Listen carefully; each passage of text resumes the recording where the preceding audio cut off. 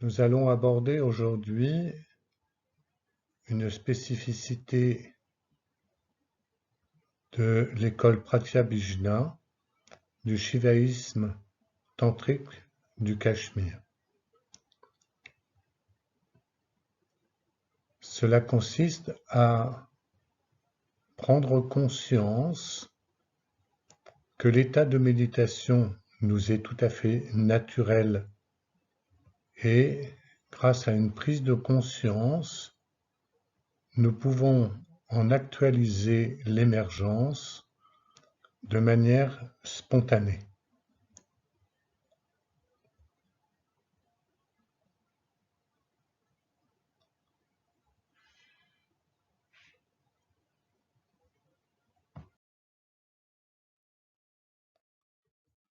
Je vais tenter de vous révéler pourquoi cet état de méditation est naturel chez l'homme.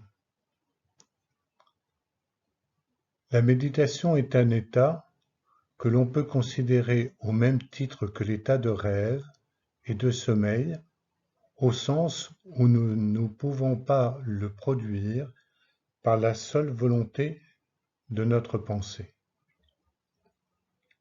De la même manière que l'on peut préparer une bonne qualité de sommeil, l'on peut prédisposer l'émergence de l'état de méditation sans pour autant le produire. Comment pouvons-nous favoriser l'apparition de cet état? Je vais tenter d'être le plus concis possible.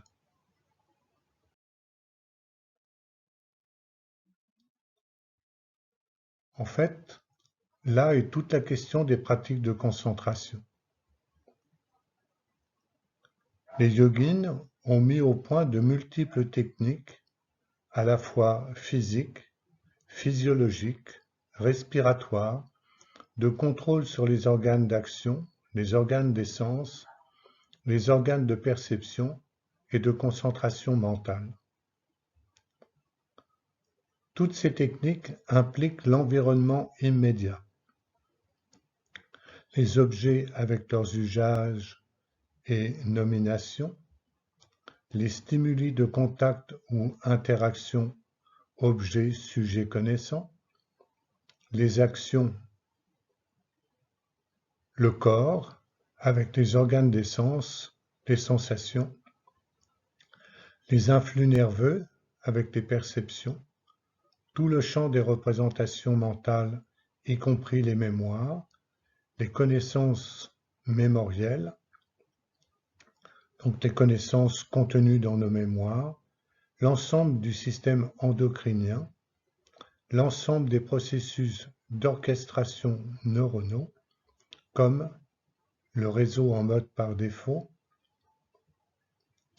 le réseau de science, qui correspond au fait de la pertinence à percevoir, le réseau d'attention, qui se spécifie sur un objet spécifique, le réseau décisionnel, le réseau coordonnateur de la conscience de soi, toutes les fonctions mentales, de l'intellect, de l'intelligence permettant d'élaborer une pensée et de prendre des décisions. L'expérience des yogis nous apporte une connaissance immédiate, c'est-à-dire qu'elle peut être immédiatement expérimentée, médiate, parce qu'il peut y avoir un élément intermédiaire, comme cette présentation PowerPoint, mais surtout, elle est transmissible. Les yogis ont construit toutes leurs techniques sur l'expérience et l'observation. C'est pourquoi on peut les définir comme étant des chercheurs spirituels, comme nous le disait Swami Vetamananda du Centre Védantique Ramakrishna. De cette observation minutieuse des modalités de fonctionnement de l'être humain, des animaux, de la végétation, de la nature, Et c'est ainsi qu'ils ont découvert que la vie en elle-même avait déjà trouvé un grand nombre de solutions. C'est ainsi que l'homme est une énigme qui se résout en lui-même. Comprendre l'homme, c'est aussi comprendre l'univers. Quel est le premier constat mis en évidence par les yogis?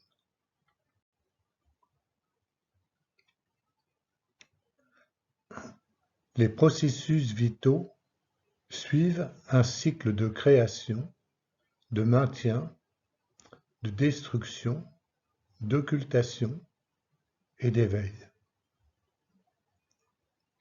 Ainsi, les yogis s'intéressent à ce qui ne se voit pas en première instance. Nous en avons pour exemple la respiration. Pour l'homme commun, la respiration comprend deux moments, celui de l'inspiration et de l'expiration. Pour le yogin, son observation attentive lui a révélé qu'il existe deux temps intermédiaires entre l'inspiration et l'expiration. Vous pouvez en faire immédiatement l'expérience.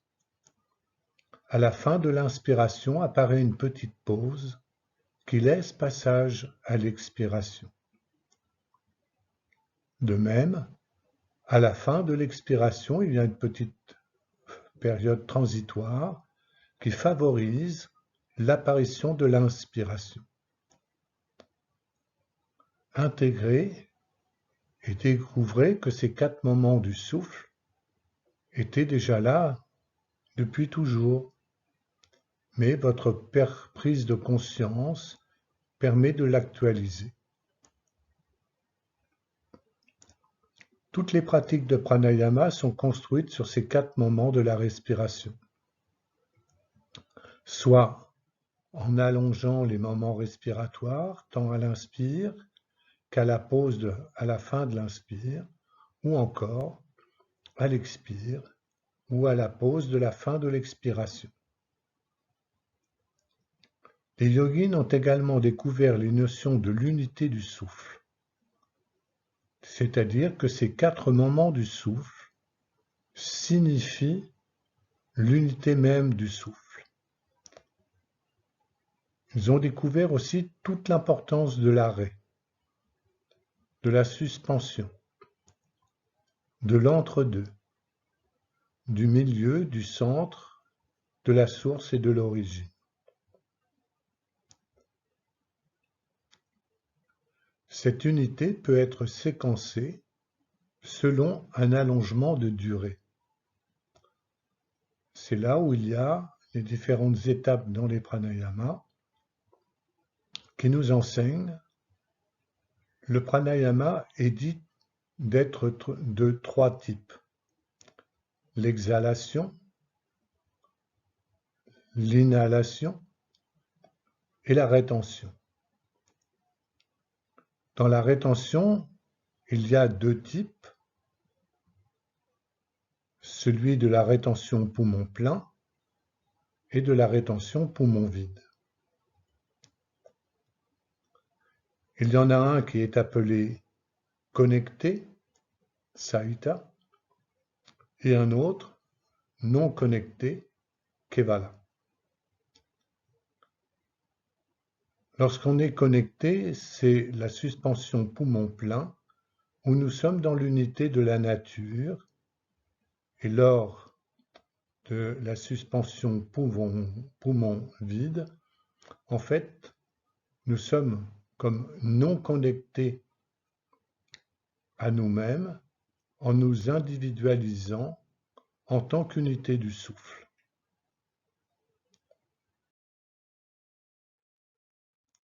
C'est ainsi que nous voyons apparaître des mots-clés.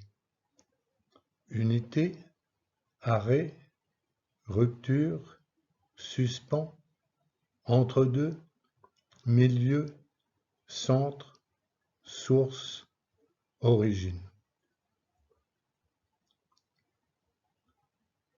Nous pouvons reconnaître intuitivement que l'état de méditation va émerger par plusieurs critères. Il y a un état de conscience de soi qui est centré. Une prise de conscience axée sur le milieu vertébral, d'un entre-deux subjectif, perceptif, sensitif, actif, objectif. Dans tous ces différents éléments, il y a un entre-deux. Le suspens dans tous les domaines d'action, de sensation, de perception, de pensée. Comme par exemple, le fait que vous voyez les 4 phrases écrites plus le titre, il y a comme un petit suspens au moment où je vais cliquer avant que apparaisse la prochaine phrase, il y a ce petit suspens. C'est entre deux. Et comme une sorte de rupture entre ce qui a été énoncé précédemment et ce qui va apparaître ensuite. Le fait que je vous maintienne par l'énergie de la parole, il y a un arrêt dans la présentation. C'est un arrêt des activités corporelles par l'immobilisation posturale, l'immobilisation des organes des sens, des organes de perception, des modalités de fonctionnalité mentale habituelles, au profit d'une évidence de présence. Observez que si vous restez dans cet état comme soutenu, maintenu, suspendu par la présentation, tout votre environnement s'est doucement estompé et il y a une qualité de vous-même à vous-même de présence. C'est ainsi que le yogin passe d'une présence actante, celui qui fait les choses, faire acte de présence, à une autre modalité qui est la présence en acte. Cette notion de présence en acte signifie qu'avant de pouvoir faire quoi que ce soit, bien évidemment, il faut que vous soyez présent. Il y a juste à avoir ce petit mouvement de rétroaction où, avant de se perdre dans l'action, il y a cette prise de conscience, il faut que je sois présent pour qu'il puisse y avoir l'apparition de mes actions. C'est ce que je définis comme étant une présence en acte. Être établi dans l'état de méditation naturelle correspond à cette présence en acte. Cette présence qui se suffit à elle-même du fait qu'elle est totale, plénière, complète, entière, unique et parfaitement unifiée au tout. Le yogin se vit dans un système inclusif, il est inclus en tout et tout est inclus en lui. C'est l'état de méditation.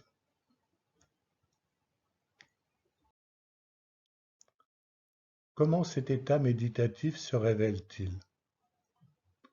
Vous êtes actuellement déjà en train d'en prendre conscience. Par la mise en place des conditions de son émergence.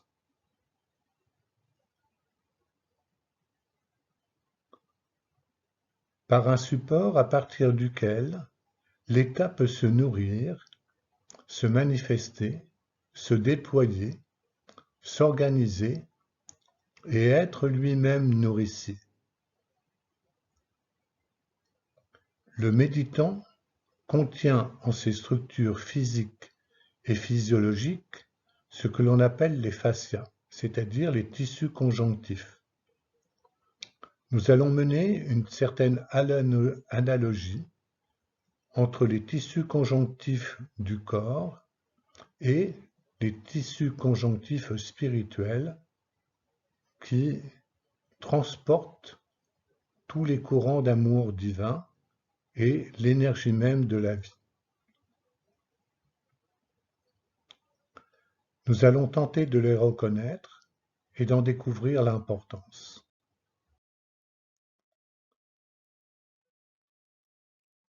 Comment l'état méditatif se déploie dans la vie quotidienne? Les activités intelligentes entraînent dans la qualité et l'excellence en productivité. L'esprit créatif s'attend toujours à quelque chose de grand et de beau. Ainsi, il devient énergétique et émotionnellement équilibré. Une personne intelligente est toujours scrupuleuse, humaine, juste et noble en même temps. Cette phrase est de Swami Vettamananda. C'est ainsi qu'on découvre que la discrimination, le discernement, le renoncement à nos croyances ouvrent aux connaissances acquises qui elles-mêmes favorisent à la connaissance véritable et à la sagesse. L'état méditatif libère des limites, des prérogatives du mental. Il reflète la lumière de l'intelligence dans et sur l'intellect, tout en révélant la pertinente lumière de l'intelligence. L'intelligence lève le voile de l'ignorance, de la nescience, puisqu'elle est la nature même de la grâce.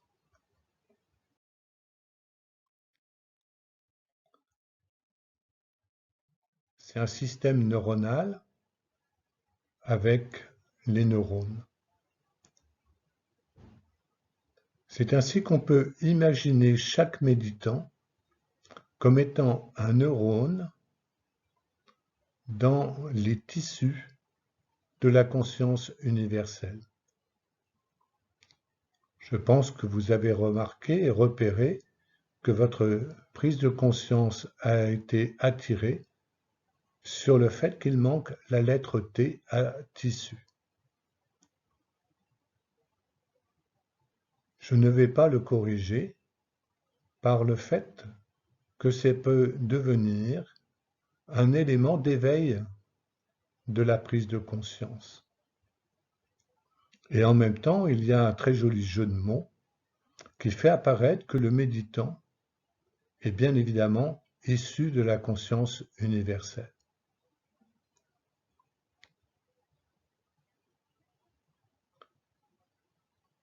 C'est ainsi qu'on peut visualiser mentalement le fait que chacun de nous, actuellement, dans cette mise en émergence de l'état méditatif naturel et spontané, nous sommes comme des points lumineux, des points de lumière neuronale au niveau du système nerveux de la conscience universelle.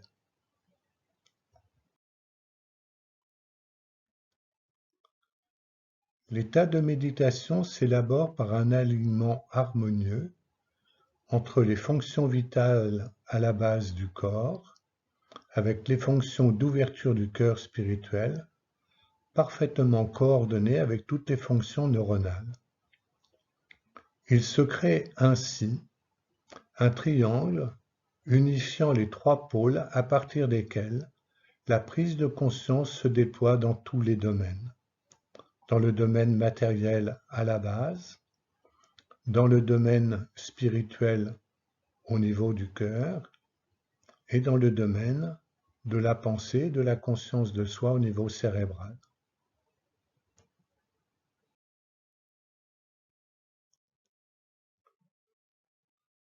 Vous découvrez au fur et à mesure de ces présentations combien la prise de conscience est importante.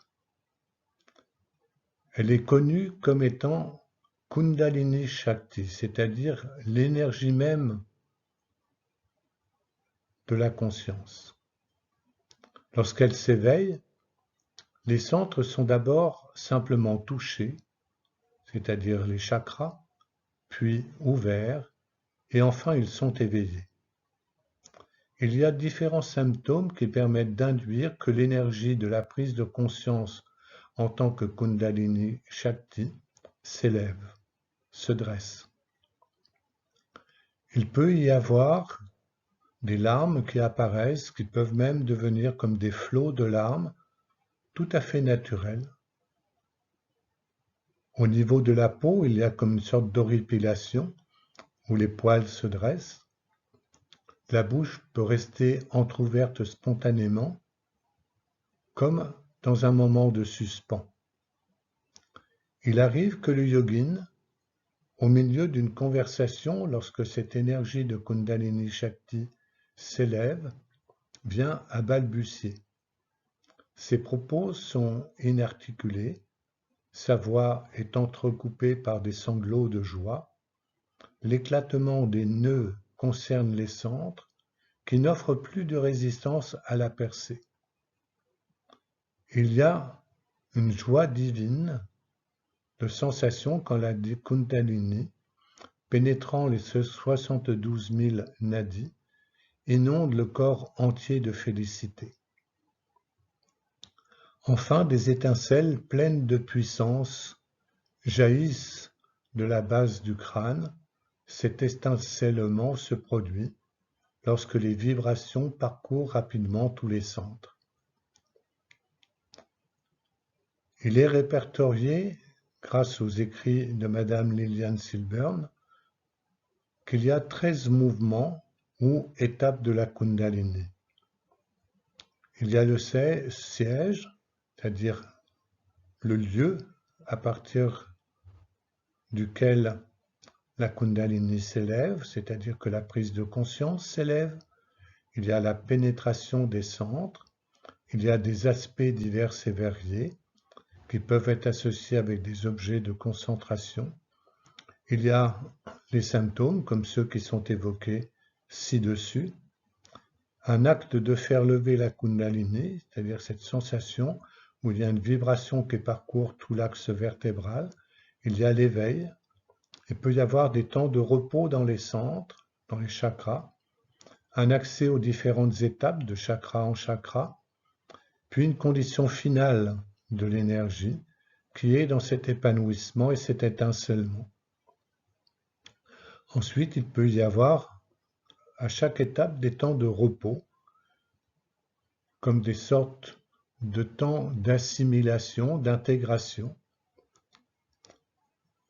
Tout ce phénomène engendre des changements radicaux au niveau de la personnalité et au niveau de notre perception des autres et du monde. Et enfin, la prise de conscience peut faire retour à son origine par ce processus de retour en s'unifiant à la conscience absolue qu'on appelle le Nirvikalpa Samadhi.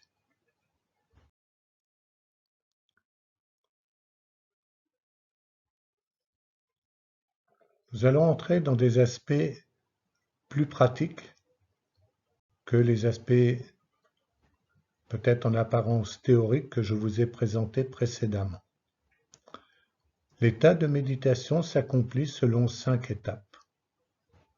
Le cœur spirituel est simplement touché. Il peut être ouvert, éveillé, épanoui ou rayonnant.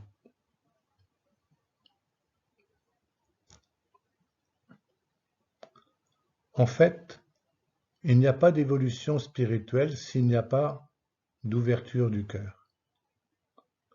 Le cœur est constamment impliqué dans l'état de méditation et c'est grâce à lui qu'il nous est accessible et non pas par le mental. Néanmoins, le mental est fortement influencé par l'état méditatif qui permet de produire la cessation des fluctuations dans le champ du mental. Ce qui est appelé et défini dans les Yoga Sutras de Patanjali comme étant Chitta Vritti Nirodha. L'ouverture du cœur demande 5 paramètres spécifiques. Un environnement donné, comme par exemple là où vous êtes tranquille, à écouter et suivre le développement de cette émergence de l'état méditatif. Vous êtes dans votre propre environnement. Il y a la notion de création du temps, ce qui signifie qu'à l'endroit où vous avez pris la décision d'entrer dans cette écoute et cette vision de l'émergence spontanée de l'état de méditation, vous avez créé un temps. Vous êtes le créateur du temps, du déroulement du processus. Ensuite, il y a le catalyseur qui élève les vibrations offrant l'accueil.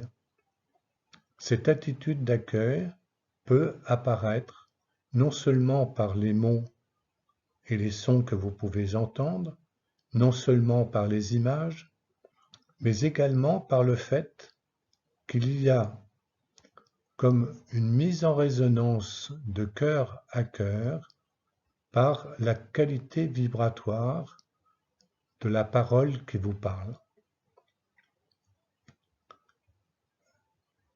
La parole qui vous parle, la personne qui vous parle, le texte qui apparaît sur votre écran, les images, tout cela concourt à catalyser cette possibilité d'élévation vibratoire qui conduit à l'état d'accueil. Le quatrième paramètre est dans cette capacité à accueillir l'inattendu. Et enfin, il y a la grâce divine qui donne immédiatement, spontanément, sans aucun délai, l'émergence de l'état naturel méditatif. Nous allons affiner un petit peu ces notions. Le cœur spirituel est simplement touché. Qu'est-ce que cela signifie?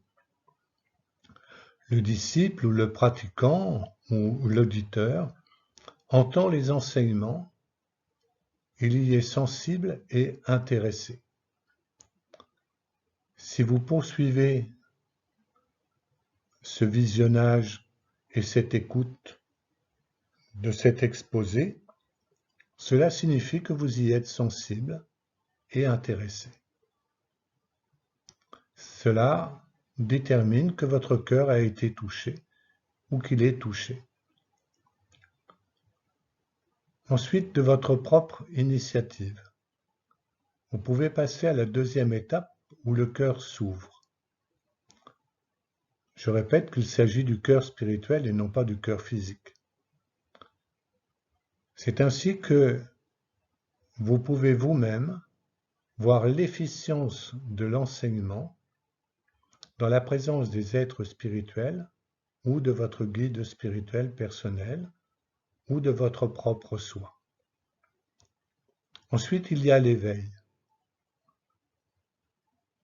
qui signifie que vous pouvez rester tactilement dans cette présence du divin en vous-même, là, dans cet espace du milieu de la poitrine, légèrement vers la droite. Il y a là comme une présence. Cette présence est l'éveil même de la prise de conscience. Cette prise de conscience va pouvoir s'épanouir et vous goûtez la saveur douce et délicate de la présence du divin en vous-même et tout autour de vous.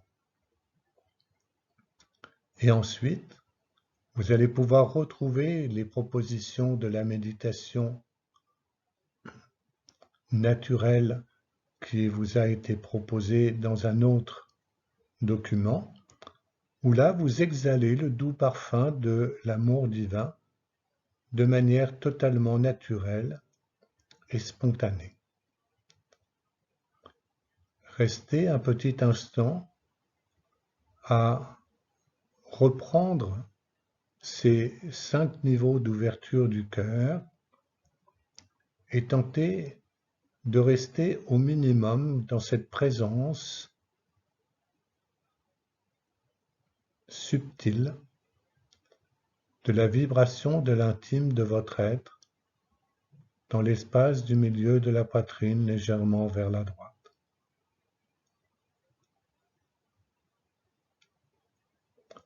Lors des inspires, vous pouvez recevoir cette énergie subtile.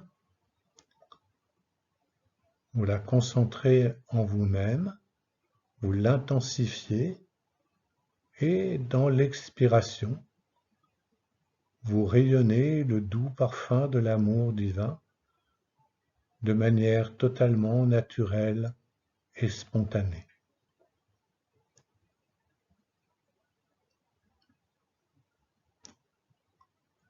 Nous allons revenir à notre exposé.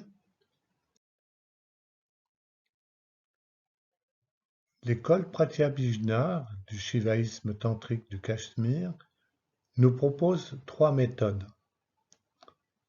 Ces 3 méthodes concourent également aux 5 étapes de l'ouverture du cœur. La première méthode consiste à placer notre intelligence dans le cœur, pas seulement dans le cœur spirituel, mais de découvrir qu'au cœur de chaque chose, il y a la mise en évidence de la présence de la prise de conscience.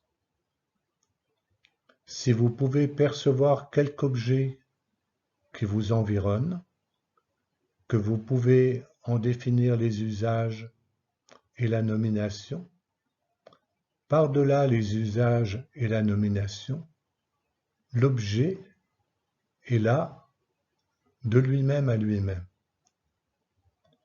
Nous en avons pour preuve, lorsque nous nous déplaçons d'une pièce à l'autre, tous les objets de la pièce dans laquelle nous étions ne nous accompagnent pas. Chaque objet reste dans son propre espace, même lorsque vous les déplacez. C'est cela le cœur même des choses. Tout objet porte en lui un espace qui le contient. C'est le cœur de l'objet. La deuxième méthode consiste à écarter tout souci en bannissant la tendance dualisante qui fait repos en soi-même.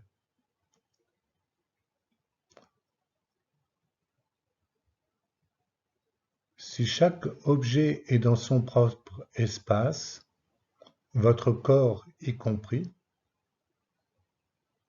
c'est la fin de la dualisation. Il n'y a plus d'opposé. Chacun est dans son propre espace. Étant en son propre espace, il est dans son unité. Et c'est ainsi que nous pouvons établir des rapports radicalement modifiés avec les objets et avec les autres et avec le monde. Chacun se révèle en sa propre unité et comme cette unité est commune à tout, tout est établi dans l'unité.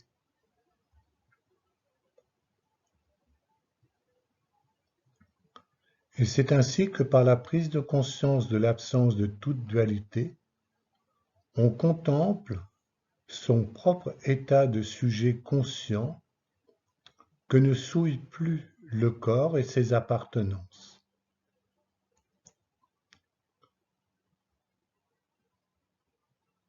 Nous pourrions considérer de manière négative de considérer le corps comme une souillure et que les appartenances propres au corps pourraient être aussi considérées comme une souillure. C'est tout simplement que toute impression et tout sentiment de séparation apparaissent à l'endroit où le corps est vécu et utilisé comme s'il était un objet séparé de la nature. C'est cette séparation qui est la souillure, et non pas le corps lui-même, et non pas ses appartenances. Om Shanti, Shanti, Shanti, Om. Maintenant, Abhinavagupta nous enseigne. Il faut, dit-il, que le sage pénètre dans son cœur au moment où son énergie est fortement stimulée. Par exemple, si vous déplacez votre regard de l'écran et que vous tournez votre tête à droite ou à gauche, en haut ou en bas, ou si vous vous retourniez vers l'arrière, eh bien, au moment précis où votre énergie va être stimulée par la perception de quelque objet que ce soit, reconduisez immédiatement votre prise de conscience dans l'espace du milieu de la poitrine légèrement vers la droite.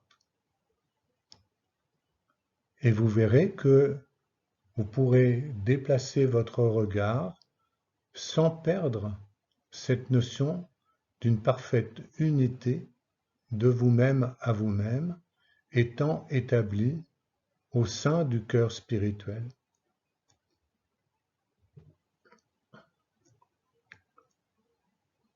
Abhinavagupta poursuit, quand il s'absorbe dans la pure énergie subjective. L'énergie subjective peut apparaître à l'endroit même où nous sommes en train de nommer ou d'utiliser quelque objet que ce soit, mais également lorsque, si nous fermons les yeux, nous sommes dans notre totale subjectivité pour créer des images ou quoi que ce soit. Et c'est juste au moment où nous nous laissons absorber dans cette énergie subjective qu'il y a la possibilité de l'éveil. Cet éveil correspond constamment au fait de ne pas perdre, ne serait-ce qu'un seul instant, cette présence subtile, vibratoire, dans l'espace du milieu de la poitrine légèrement vers la droite. C'est le siège du soi, de notre unité. Également lorsqu'il accède à l'extrémité de tous les conduits nerveux. Cela signifie que vous pouvez amener en contact votre pouce avec l'index, avec le majeur, avec l'annulaire, avec l'auriculaire, placer le pouce à l'intérieur de la main et chaque fois que vous changez la sensation de contact, l'extrémité du système nerveux par les nerfs amène une sensation différenciée sur le pouce. Essayez de conserver la prise de conscience localisée dans l'espace du cœur spirituel légèrement vers la droite et de pouvoir intégrer chacune des sensations perceptives au niveau des conduits nerveux du contact du pouce avec chacun des doigts et la paume de la main.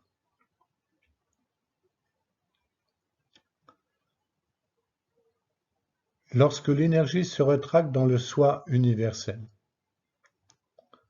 cela signifie que vous pouvez regarder un objet autour de vous, vous fermez les yeux et à ce moment-là, vous allez percevoir que tous vos processus perceptifs se rassemblent et se reconduisent dans l'espace du cœur spirituel à droite.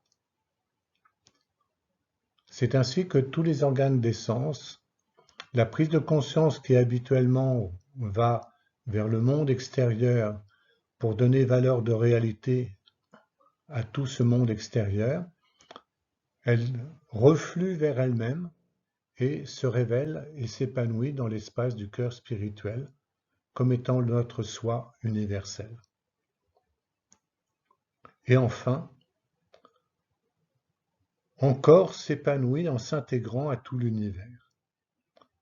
C'est ainsi que, lorsque vous fermez vos yeux, la prise de conscience reflue vers son origine qui est dans l'espace du cœur spirituel, à droite du milieu de la poitrine, et c'est là où on réalise que cette prise de conscience est l'expression même de l'énergie de la Shakti et que notre prise de conscience personnelle s'épanouit dans la prise de conscience universelle qui intègre tout l'univers.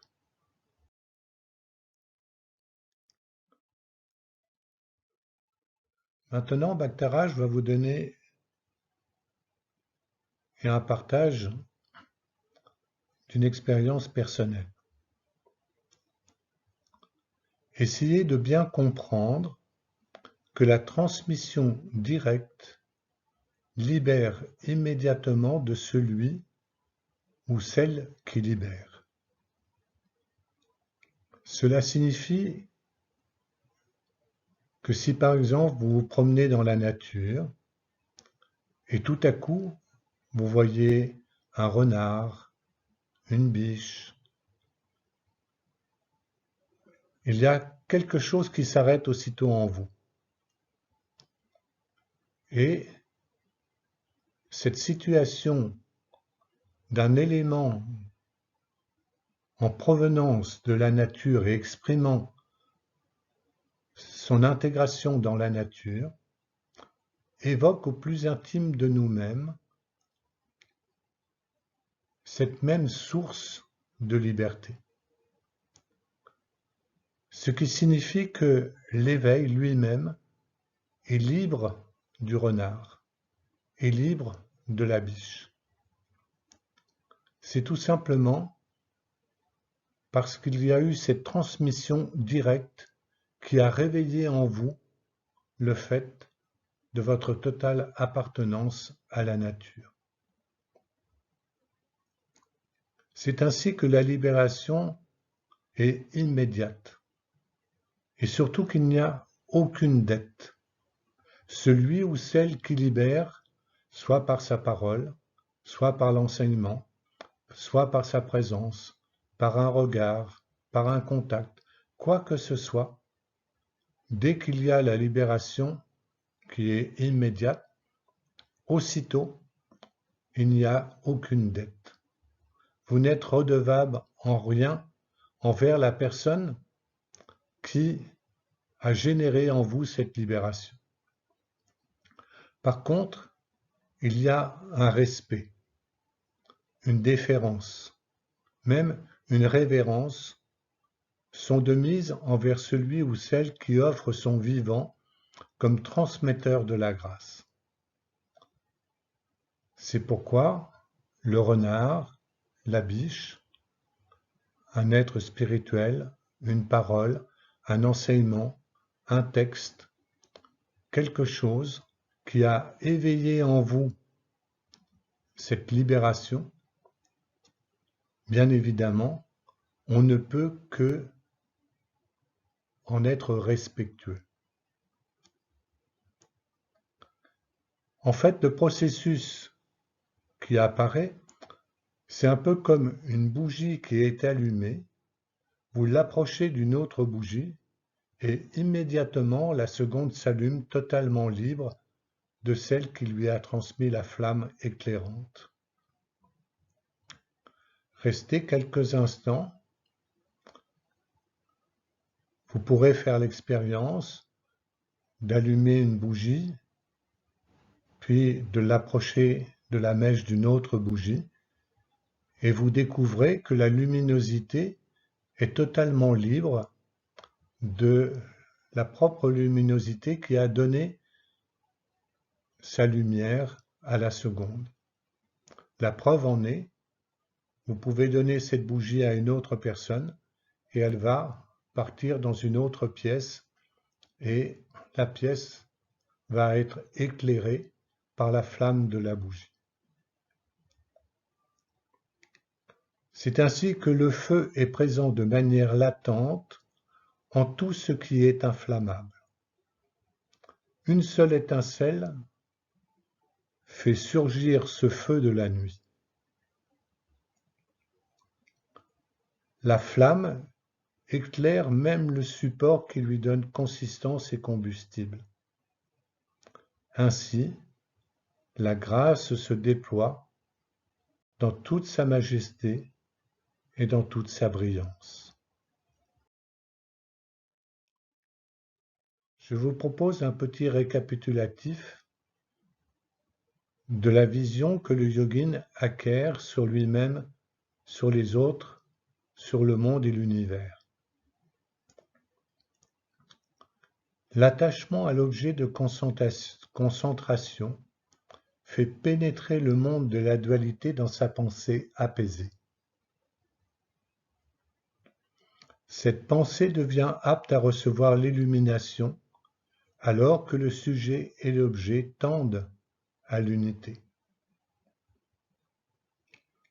Le cosmos unifié réside dans sa propre conscience. Rien ne peut plus l'en séparer. Cet état n'est plus passager, car le soi y fulgure perpétuellement. La pensée illuminée s'efface tout entière devant l'indicible. Le cosmos intériorisé s'identifie à l'absolu. Vous avez tout un processus de résorption et tout un processus de réémanation.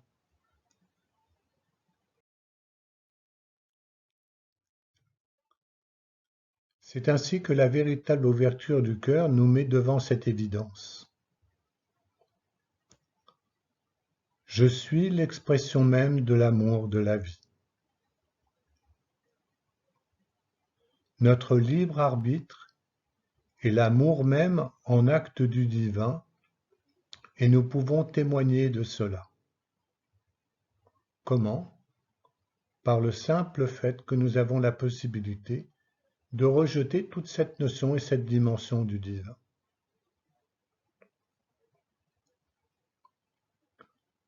Nous pouvons réaliser « Je suis une âme incarnée, consciente de toute la manifestation, consciente de cette énergie extraordinaire qui est Shakti. »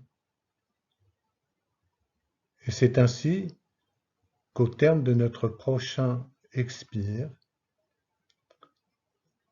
par notre prise de conscience qui va s'identifier à la prise de conscience de l'univers, on peut rejoindre Shiva qui est la conscience absolue.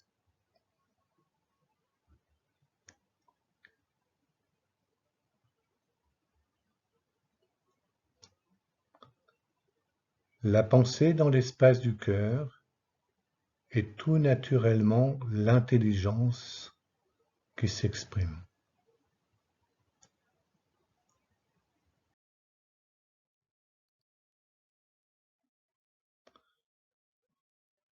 Nous allons aborder, grâce à des images et des temps de parole et de texte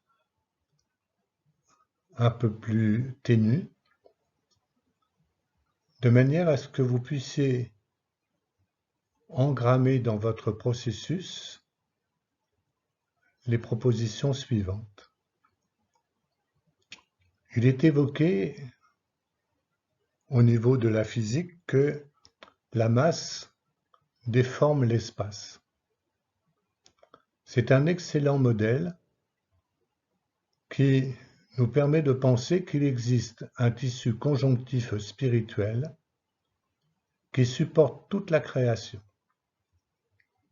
L'intensité vibratoire de l'état de méditation déforme ce tissu conjonctif spirituel et qu'il crée des points de convergence.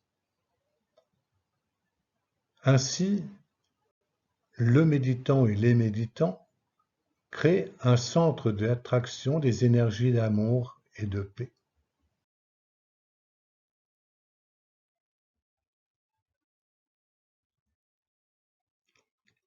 Le méditant en l'état de méditation fait converger par sa densité les courants d'énergie pure. C'est ce qui a été proposé dans la méditation naturelle où, lors de l'inspire, on capte jusque dans le cœur spirituel les courants d'amour divin.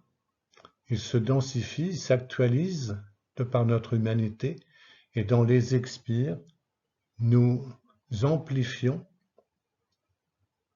ces courants d'amour et ces courants d'énergie.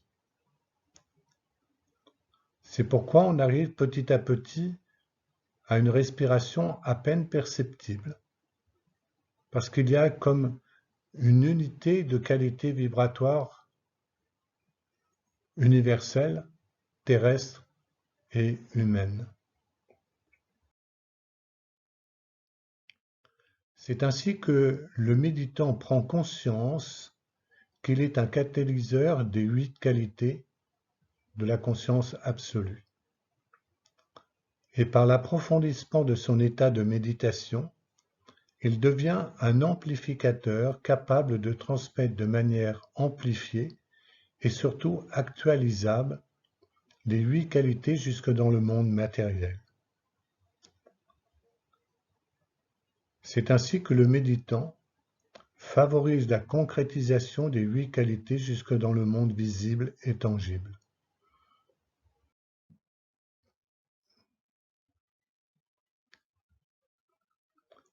Les énergies d'harmonie, de luminosité, de beauté, d'amour, d'intelligence, de connaissance, de félicité, de paix, convergent spontanément vers le méditant en état de méditation. Par l'imprégnation de l'état de méditation, le méditant densifie et amplifie les 8 qualités de la conscience absolue jusqu'à être lui-même dans l'infinie légèreté de l'être. C'est là où apparaît cette petite respiration vibratoire à peine perceptible.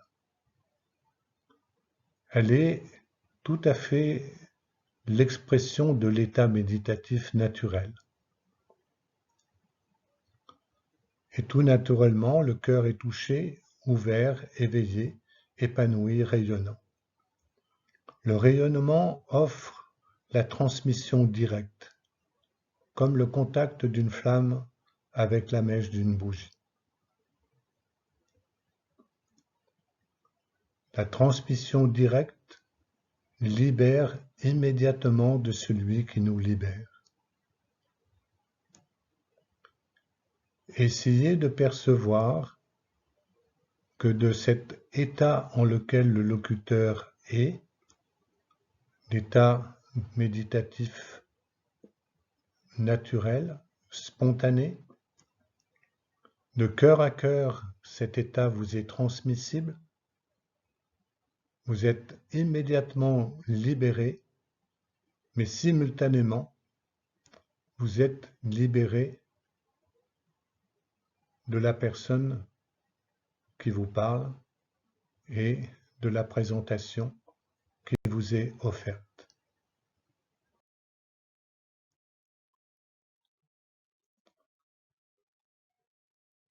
Einstein a eu ses intuitions sur le fait que la masse déforme l'espace, ce que les yogis avaient découvert bien avant lui,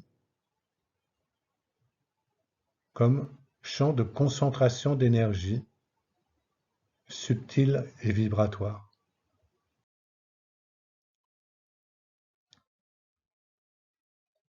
C'est la déesse Durga, Shakti,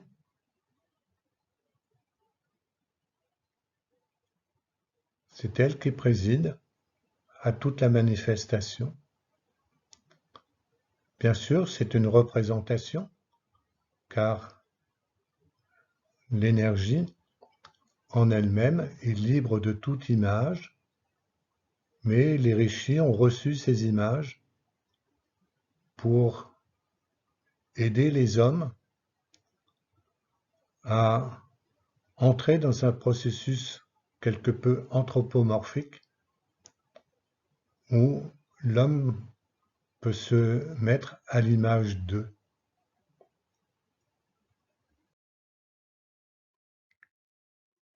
Sri Ramakrishna, en tant qu'incarnation divine, a manifesté dans le monde matériel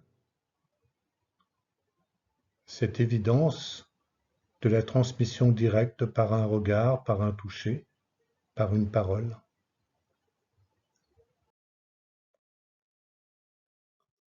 Le Christ lui-même, Seigneur, dis seulement une parole et je serai guéri. De quoi je serai guéri? Je serai guéri de cette impression et cette illusion de séparation. Le Christ l'a dit, mon Père et moi-même, nous sommes un, et vous tous, vous êtes un avec moi, donc vous êtes un avec mon Père. Entendez bien que ce n'est pas un enseignement religieux, mais c'est une transmission d'énergie qui a été véhiculée par les différents systèmes religieux.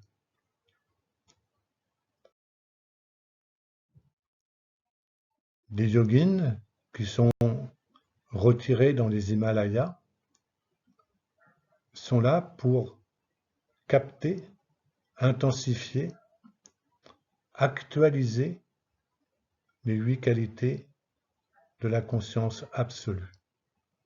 Ils participent énormément à l'harmonie, à la luminosité, à la beauté, à l'amour, à l'intelligence, la connaissance, la félicité et la paix. Pour chacun de nous, en tant que yogin, nous pouvons espérer entrer dans cette prise de conscience qui nous révèle l'émergence de l'état spontané méditatif.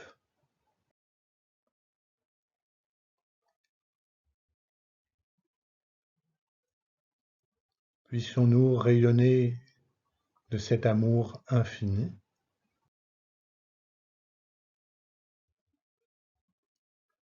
à la fois par nos pensées, en notre cœur spirituel,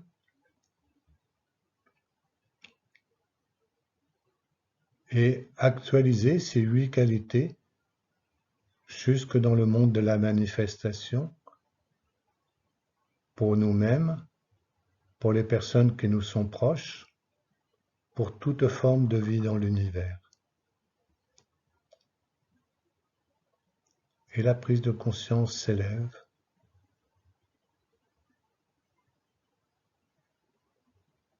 Et c'est elle qui rayonne et nous établit en unité vibratoire de paix, de félicité, de connaissance, d'intelligence, d'amour, de beauté, de luminosité, et qui nous établit et rayonne autour de nous l'harmonie. Vous pourrez reprendre ces différentes images et progressivement les faire vôtres et ressentir qu'à l'endroit où vous êtes assis immobile, les yeux clos, la pensée connectée dans l'espace du cœur spirituel, le cœur spirituel connecté à la base de la colonne vertébrale, que la prise de conscience doucement s'élève de chakra en chakra jusqu'au sommet du crâne et dans l'infini de l'univers.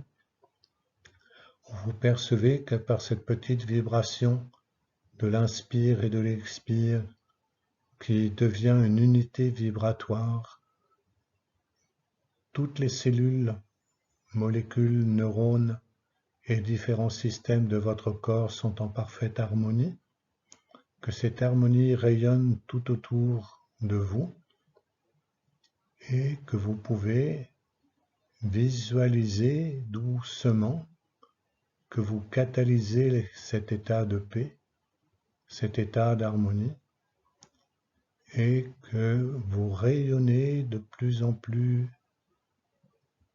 loin, à quelques centimètres du corps, puis à quelques mètres, à quelques kilomètres, et après jusque dans l'infini de l'univers.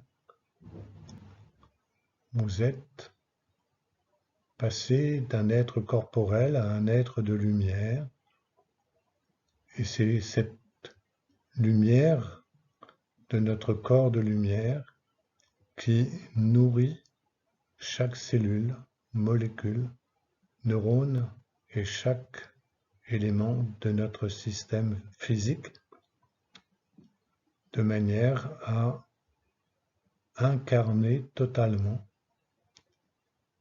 Je suis cette conscience absolue qui s'exprime par son énergie universelle et je porte témoignage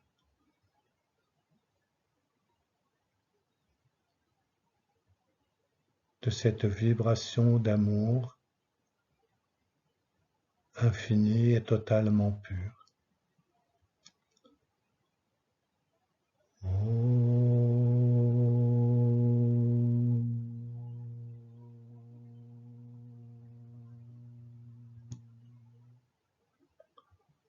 L'infini de l'univers vient avec l'inspire, condensation, concentration de l'énergie dans l'ensemble de toutes les fonctions physiologiques, émotionnelles, affectives, mentales, psychologiques, spirituelles.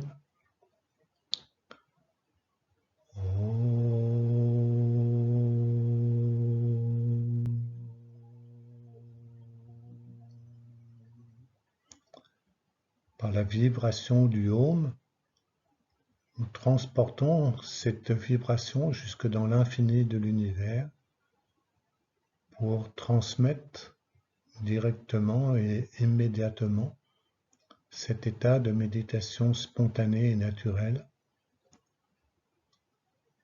qui va devenir nourriture pour toute l'humanité et toute forme de vie dans l'univers.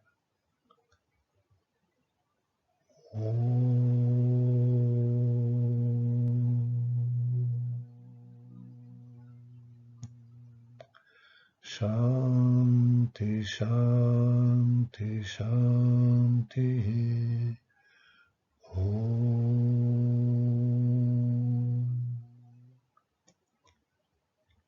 Tout le bien pour vous-même. Om. Shanti, Shanti, Shanti. Soyez bien.